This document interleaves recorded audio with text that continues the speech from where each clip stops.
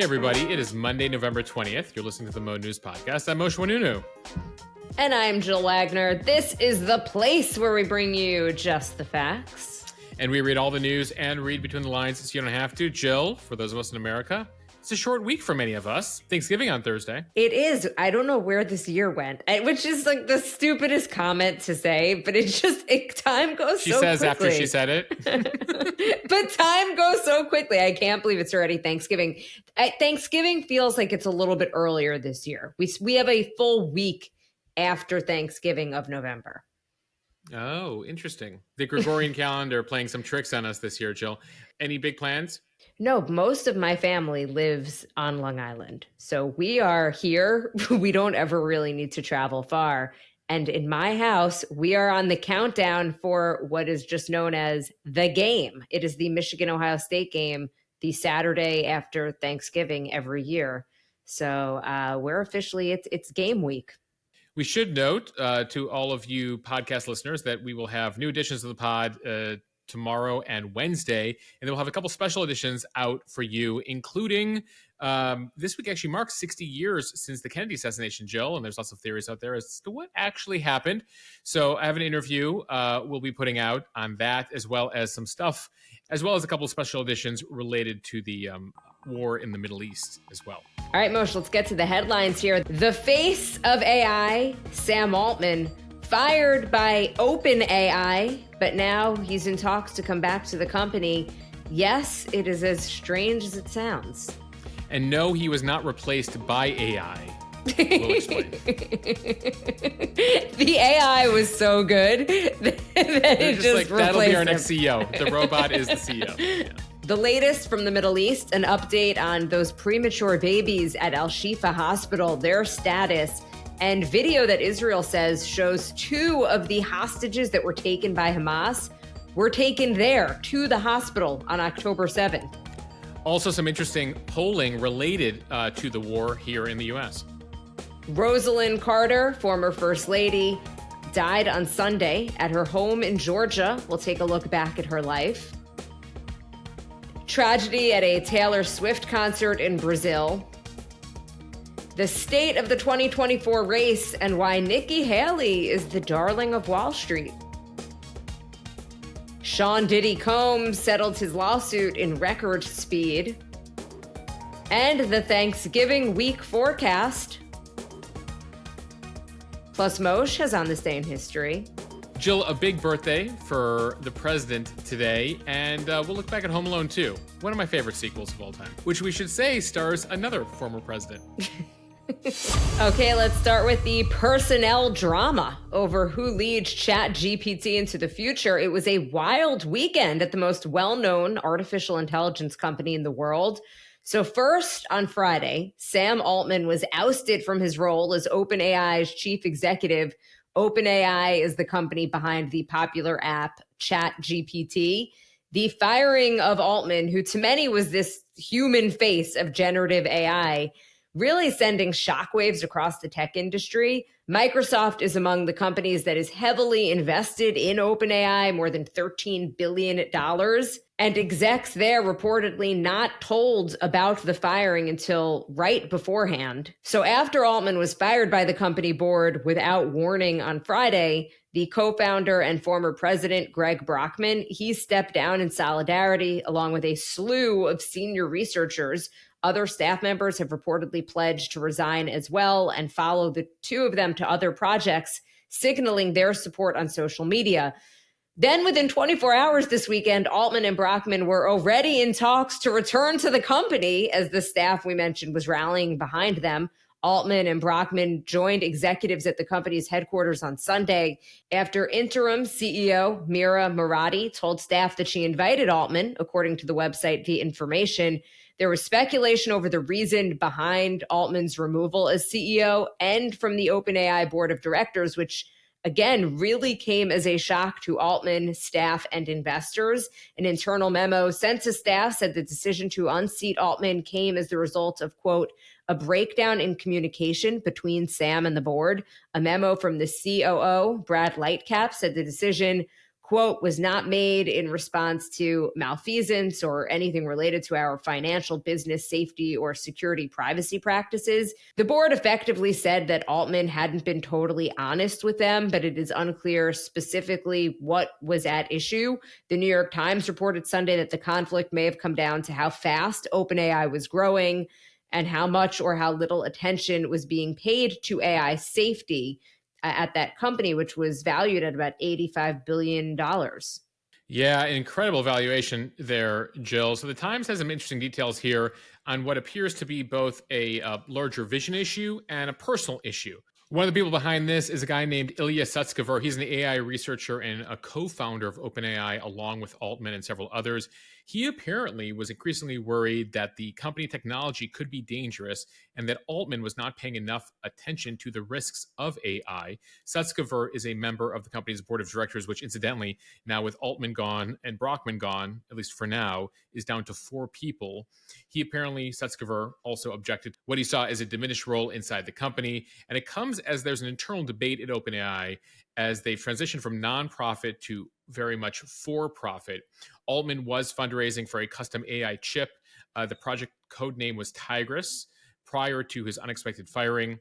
There's also reportedly a huge share sale coming up that will increase the valuation of the company. Altman is also in the process of raising tens of billions of dollars to get additional new projects off the ground. So again, it comes to a larger vision thing. This is a fast-moving situation, though. As we record this, there appear to continue to be talks about Altman returning to the company. He posted on Twitter over the weekend an image of his OpenAI guest badge with the caption, "First and last time I ever wear one of these." And it comes as Altman already had plans to potentially launch his own AI venture. He's like, screw this. You guys have fired me. I'm going to launch my own thing. And they're like, no, you're totally invited back. And that apparently appears to be the issue here. It reminds many folks of what happened with Steve Jobs at Apple. He was forced out in 1985 and then invited back 12 years later. That took 12 years. And given that we now live in 2023, this took 24 hours. You might recognize Altman. We featured his sound on the podcast. He's been the face of AI, appearing in congressional testimony, talking about the safety of AI, what needs to be done, a regulatory agency necessary, has really just shot to prominence here as a major face of artificial intelligence. And he really led the effort to transform them into a for-profit company, negotiating that first $1 billion from Microsoft, now $13 billion. It's all the investment that's allowed them to build GPT-1 through 4 over the last year. And so, ultimately, there are large questions about what is the most, at this point, prominent AI company in the world. Moshe, as you just mentioned, we should note OpenAI is also in talks for what's called tender offer funding. It would allow the 700 or so current employees to cash out shares in the company. The deal would value OpenAI at more than $80 billion, nearly triple its worth from just 6 months ago. Yeah, and the company's success here appears to have only heightened the concerns that something could go wrong with AI as the company continues to explode. Sutskever, I mentioned him earlier, the guy who apparently pushed out Altman, said recently, just a couple weeks ago on a podcast, that it doesn't seem at all implausible that we will have computers, data centers that are smarter than people.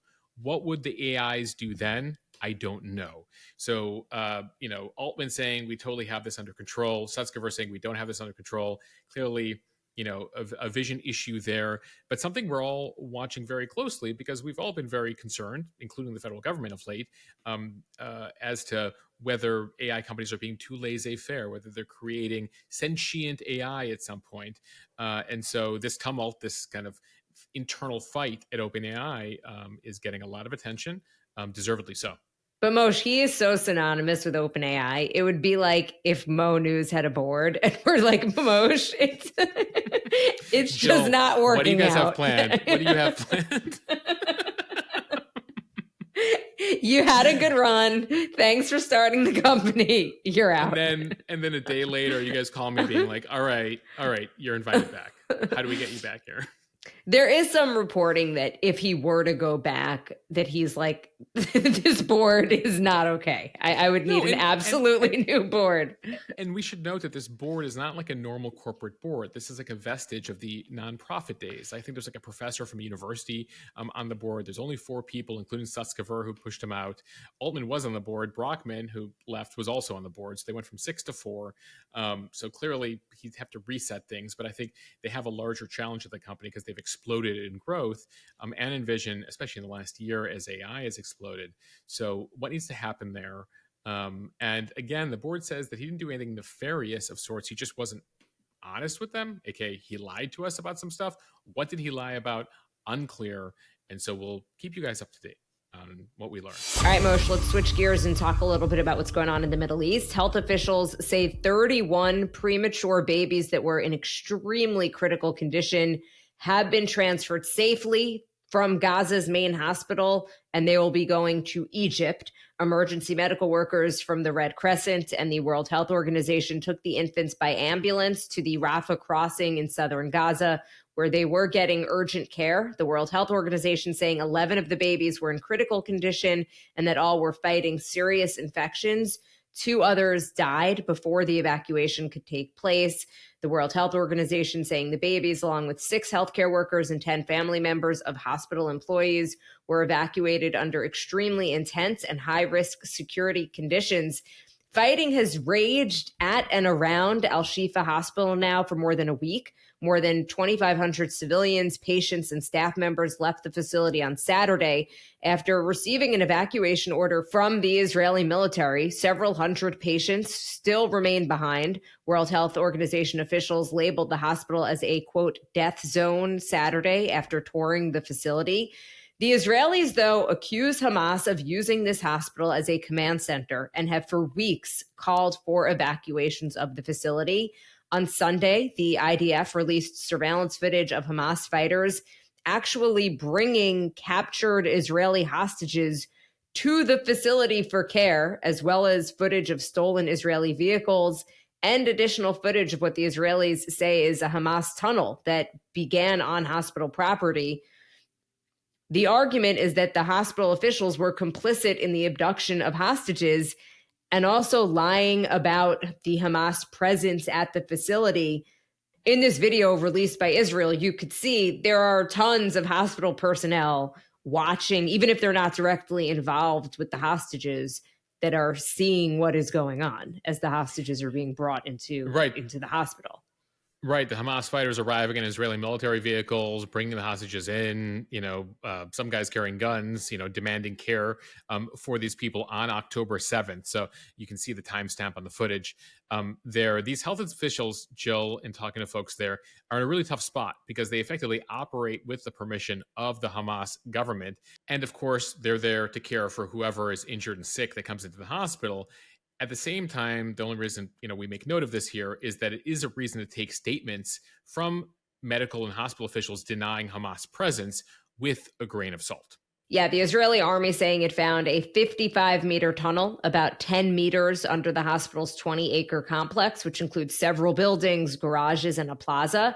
It said the tunnel included a staircase, blast-proof door, and a firing hole that could be used by snipers. The army also said an independent medical report determined that a female Israeli soldier, Noah Marciano, whose body was recovered in Gaza last week, had actually been killed by Hamas in the hospital. It is the second hostage body that was found near the hospital in the last few days.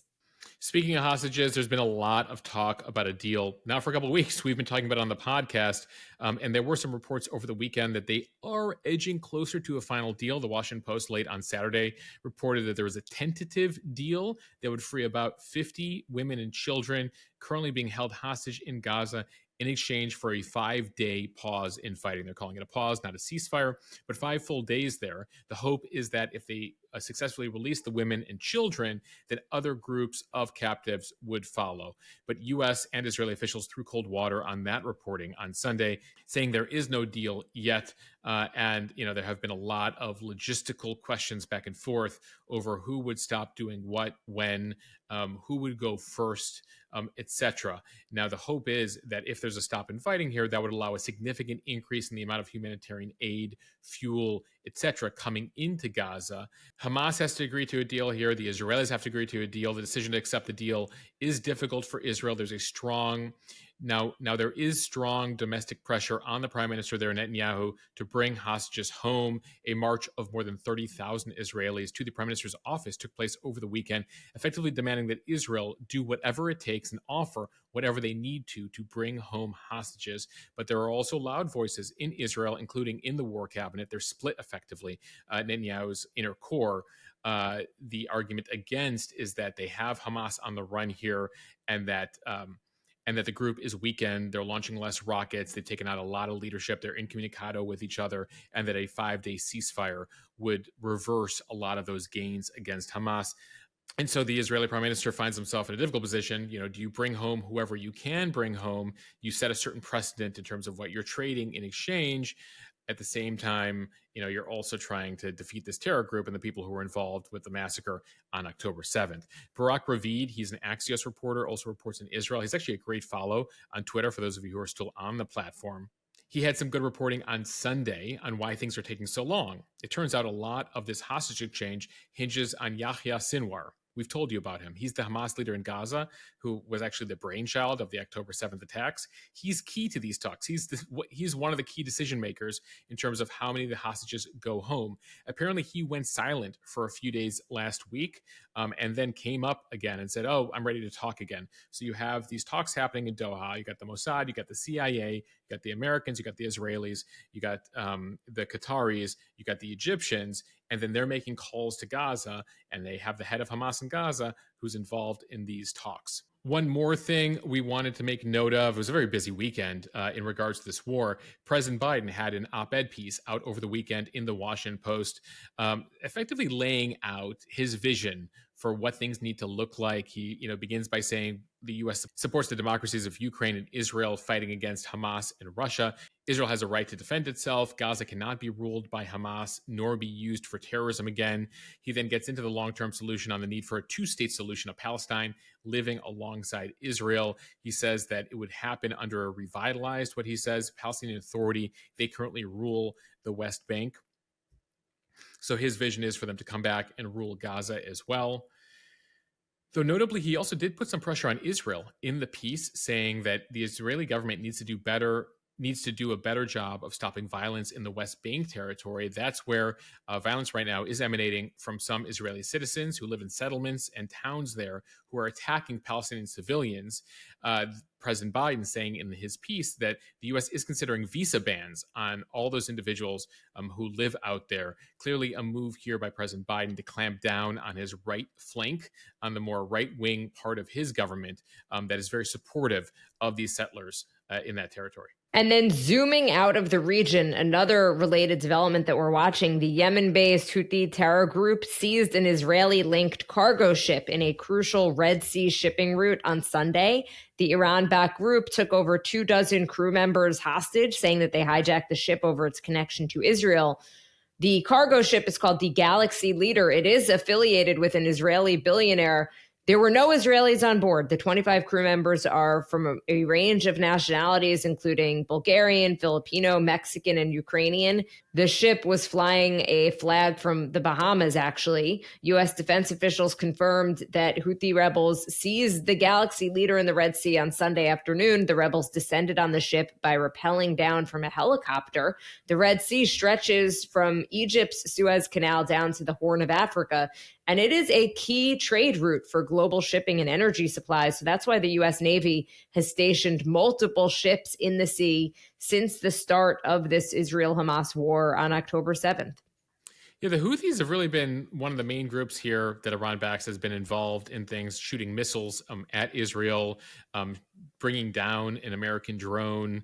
And so there's been a lot of back and forth here. The Navy destroyers have also brought down a couple of the missiles the Houthis have shot off here, but certainly a concerning situation, especially as we continue to be worried about things evolving into a larger regional war.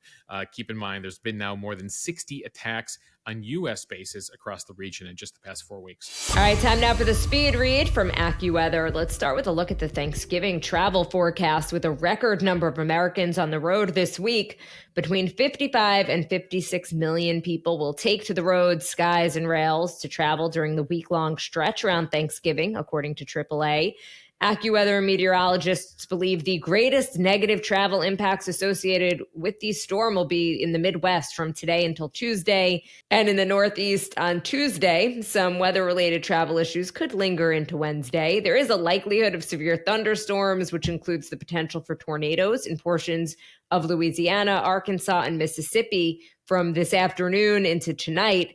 Much of Tuesday will be wet in the zone from the central Great Lakes. So it's going to be foggy. There will be slick roads. And so the dangerous travel conditions may be the result. Also, some of you this week, Jill, might get a white Thanksgiving. Is that a thing? A white Thanksgiving? Do people dream about that? No, but I'm not mad at it. Tell us everything, Moshe. You're going to have to live at a higher elevation in the east, it turns out. From 3 to 6 inches of snow is in the forecast for the Adirondacks and the Green Mountains. 6 to 12 inches is forecast to pile up from central New Hampshire into northwestern Maine. You can actually see up to 15 inches up there in the northeast. So be on the lookout there, though. For most of you who live in that neck of the woods, you're used to that sort of thing. AAA is forecasting that this Thanksgiving holiday will be the third busiest in more than 2 decades. More than 55 million Americans will travel at least 50 miles from home this year. 49 million of you will be driving. The TSA is also expecting a record number of passengers this holiday season. Over these next 10 days, running through next Tuesday, the TSA expects 30 million passengers to be flying. So, Moshe, as we always like to say, of course, in reference to any probably local or cable TV channel that you're going to watch, pack your patience. Yes, if we could make a bingo card for local news this week, we would just put pack your patience in all of the squares. It's something they don't officially teach you in journalism school, but somehow we all come out saying it in a piece. And so if you see any reporter at an airport, train station, or highway overpass covering it, there's a 1 in 3 chance that they will end their report with, pack your patience, everybody. Also a comment that has never once been uttered in real life by anybody. Why you tell your friends, like, guys, you're in for a drive this weekend. You better pack your patience. Well, I don't have room. Can it fit in the carry-on? Staying with weather-related matters, Jill, we should note that despite the rain and the snow and some of the conditions you'll see here in the U.S., it's relatively amazing compared to what you're seeing right now in South America, where there's record heat happening as that part of the world heads into summer. The heat in Rio de Janeiro, Brazil, a city of nearly 7 million people, has been disruptive and deadly. The heat index in recent days hitting 120, 130 with the level of humidity they're seeing down there. You might have noted we covered it on the Instagram account over the weekend. There were sweltering temperatures on Friday night during the Taylor Swift show in Rio. It led to a woman who died just before the show. It was then so hot on Saturday that Swift postponed her concert scheduled for the next night, saying that the safety and well-being of the fans, the performers, and the crew will always come first. So a weather situation we're watching down in South America right now. From Politico, Rosalynn Carter, the former First Lady and humanitarian who championed mental health care and provided counsel to her husband, former President Jimmy Carter, died Sunday at her home in Plains, Georgia. She was 96 years old. Former President Carter, who just turned 99, said in a statement shortly after her death, "Rosalynn was my equal partner in everything I ever accomplished. She gave me wise guidance and encouragement when I needed it. As long as Rosalynn was in the world, I always knew somebody loved and supported me." The Carters had celebrated their 77th wedding anniversary this past summer. They are the nation's longest married presidential couple. Carter is also the second longest lived First Lady in history. Bess Truman died at the age of 97. Carter, who married the future governor and president in 1946, was widely credited with expanding the role of the First Lady beyond the nation's most prominent hostess. to an active partner in policy and international travel, becoming a trusted advisor. Yeah, in their long post-presidential lives, she would remain by his side through public and private matters. Jimmy Carter would often say, "The best thing I ever did was marrying Rosalynn. That's the pinnacle in my life." Jill, there was a Today Show clip we posted of Katie Couric asking him when Jimmy won the Nobel Peace Prize, what was the greatest moment of your life? Is it the Nobel Peace Prize or was it being elected president? And he said, no, it's when Rosalynn said yes to marrying me. I saw that on the Instagram account and I was just thinking, like, would my husband ever say that? I wish he would say that about me. They had a very sweet relationship. I mean, amazing to think, married 77 years. You noted her role as first lady, and her advice did lead to some important breakthroughs. It was apparently her suggestion to Jimmy Carter to invite then Israeli Prime Minister Menachem Begin and Egyptian President Anwar Sadat to Camp David. That became the site of their stunning 1978 peace deal between Egypt and Israel. She also served as an envoy to Latin America. Now, we should know Jimmy Carter, Republicans definitely, and most Democrats would say not the greatest president in history. It's one of the reasons that he lost re-election significantly in 1980, but that then led the Carters to have more than 40 years post-presidency where they really focused on giving back and charity efforts. And that's where she devoted herself to a lot of important social causes. That includes programs supporting healthcare resources, human rights, social justice, the needs of the elderly, mental health.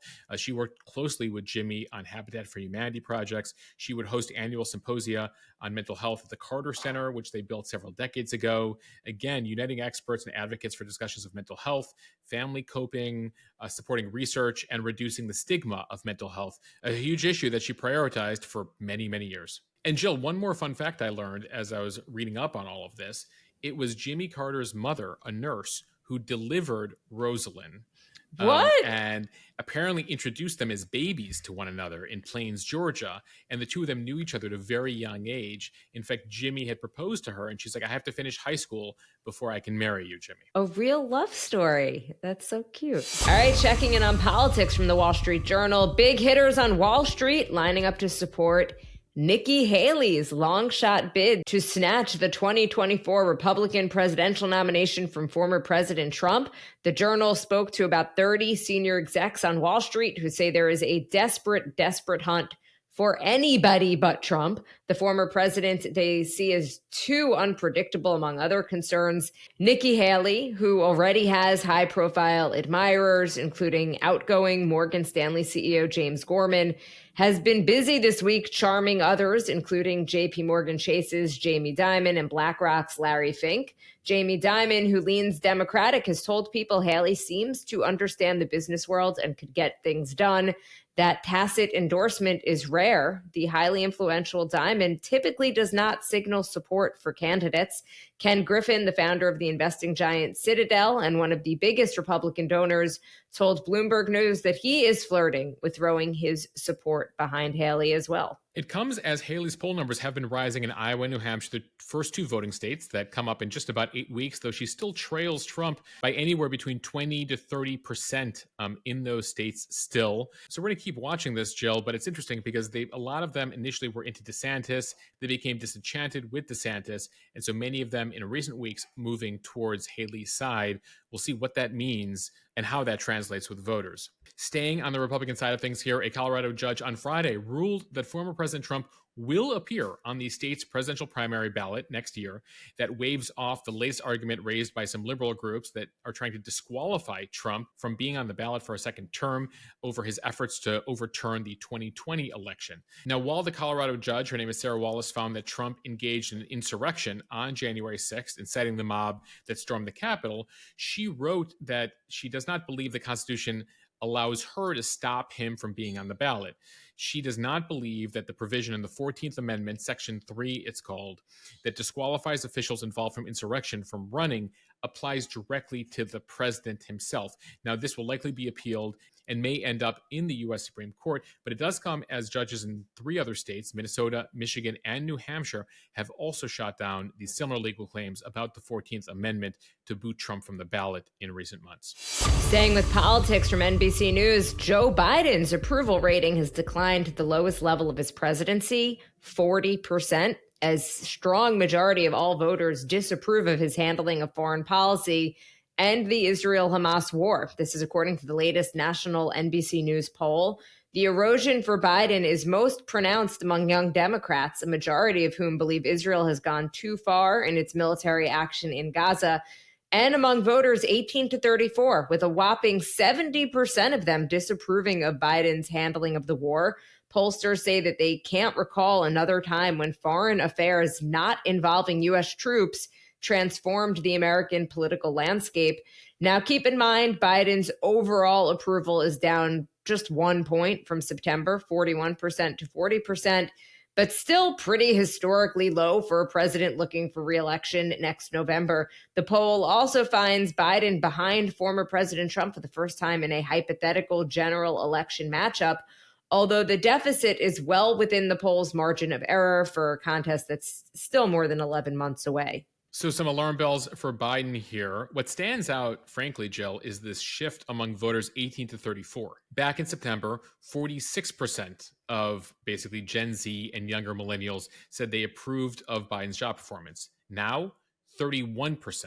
So almost a third have left him in just the last month, and young voters is a key group he needs. They were vital in 2020. He'll need them again next year. Foreign policy playing a role here for them at this exact moment, though we should note foreign policy never typically important when it actually comes down to the ballot. It always comes down to the economy and domestic issues. We'll see where we are next November. But when it comes to foreign policy right now, only 34%, 1 in 3 Americans approve of Biden's handling of the Israel-Hamas war. 56% say they disapprove. Now, the Republicans' lack of support here, not surprising, they disapprove of everything Biden does, no matter what. We saw the same thing from Dems during Trump, saying no matter what he did, they would disapprove of it. What's significant here is Biden's erosion among Democrats. Only half of Democratic voters say they approve of Biden's handling of the war. And again, those numbers are very low among the younger Dem set. Notably, the poll did find that a plurality of American voters, 47%, believe Israel is defending its interests in the war and its military actions have been justified. By comparison, 30% think Israel's military actions have gone too far, are not justified, and 20% of Americans, 1 in 5, say, I just don't know enough to have an opinion. So the majority of Americans overall... People do that still? I didn't realize. I guess 1 in 5 people who answer the pollster's call say, you know what, I'm going to be honest with you. I don't know. I'm not going to have an opinion here.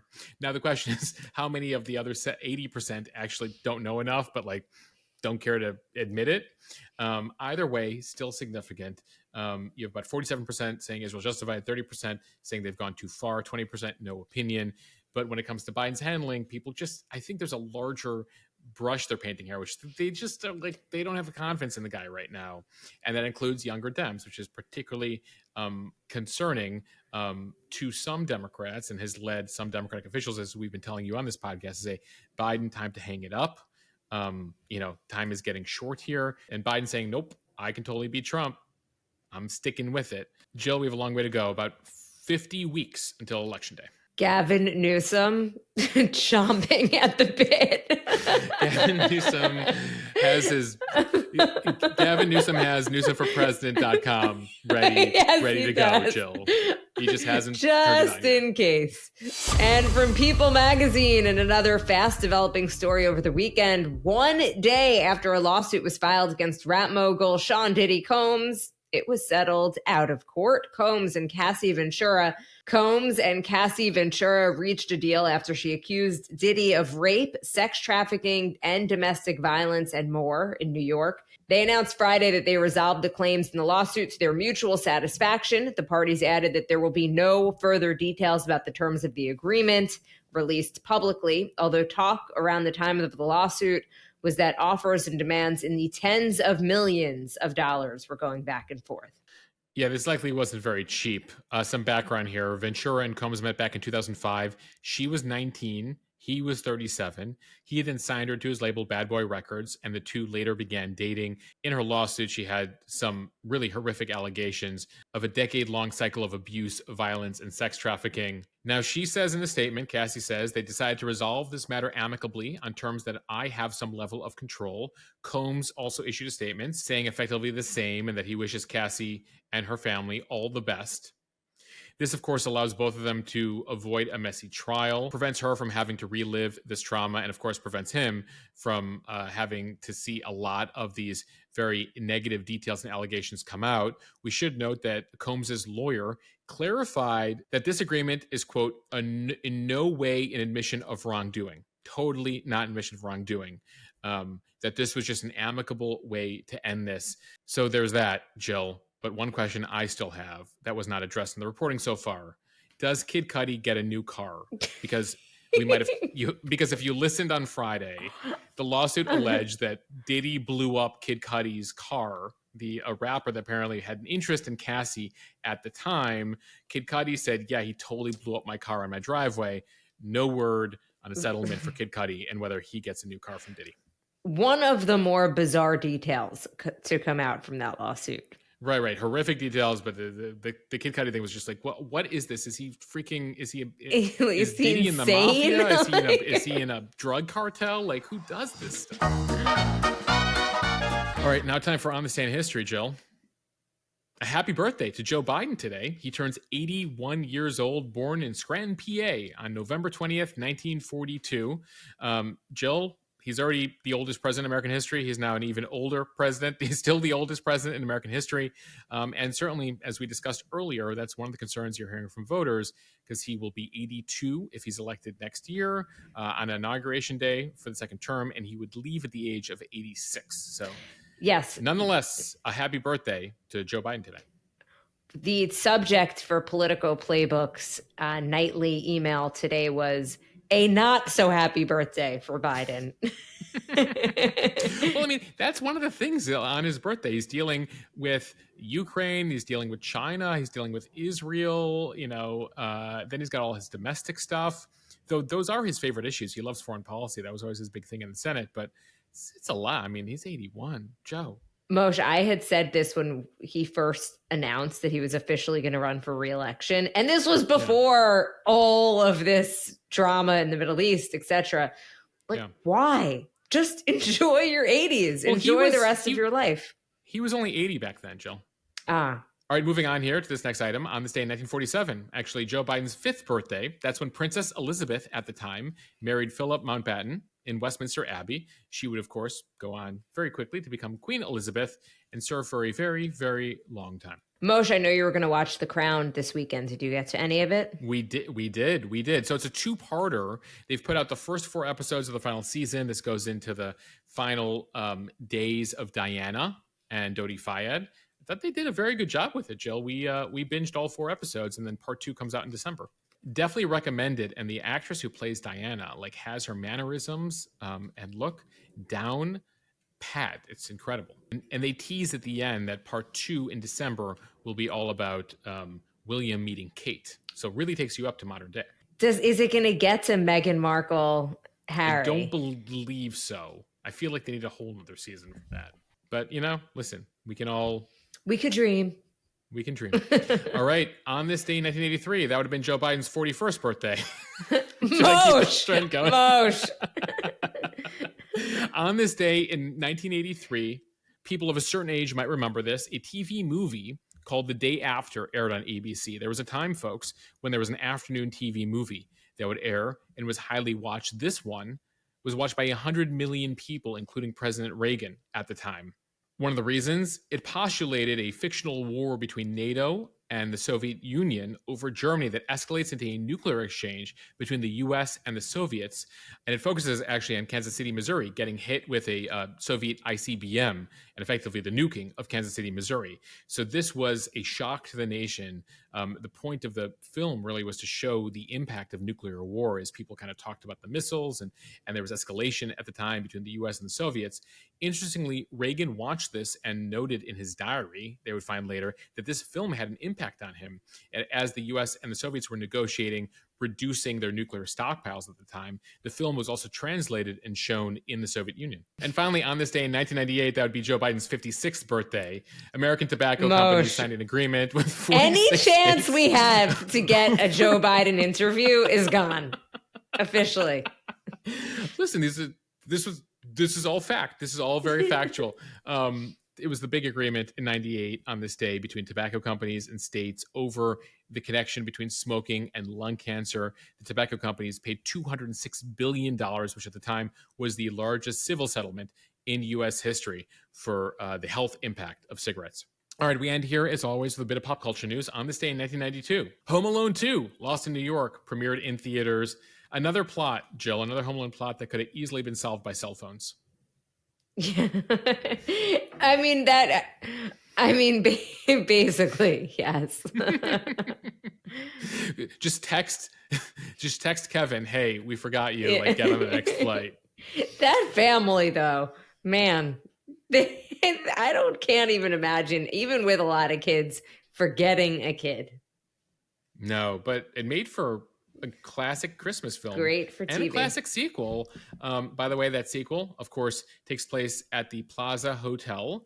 And at the time, a certain business leader owned that hotel. His name was Donald Trump.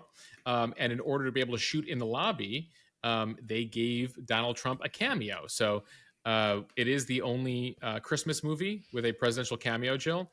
Though the Trump critics like to note it is the only Christmas movie with a president who's been impeached twice or indicted 4 times. That was his requirement. He's like, I'll let you do it, but I need to be in the movie. It's unclear whether it was a demand or sort of like it's nice. But there is that moment where Kevin's looking for directions and Donald Trump points him, in the direction of wherever he's going. I've been rewatching Sex and the City. He also has a cameo in an episode of Sex and the City. There was a time where Donald Trump was just this, kind of billionaire celeb type, and, before he got into politics. And finally, a bit of music history here. Pink's Misunderstood album is released with hits like Get This Party Started and Family Portrait on this day in history, Jill. They turned 22. Pink still crushing it in her career. So the Pink album, 59 years younger than Joe Biden. You can't help yourself. All right. We wanted to thank everyone for listening to the Mo News podcast. If you like what you hear, share this with your friends. It will help us grow. Follow us and subscribe so you don't miss an episode, and review us in the App Store. And thanks to all of you who are joining Mo News Premium. So grateful to all of you who are joining and supporting what we're doing here at Mo News. In this week of giving thanks, I'm giving thanks to all of you. And if you'd like to give thanks to Mo News, come join Mo News Premium. You can do it over at mo.news/premium. It lets you support our independent journalism, support what we're doing on a daily basis, but also get access to a members-only Instagram account and members-only podcast. So go check that out right now for just $7 a month over at mo.news. Okay, bye, everybody.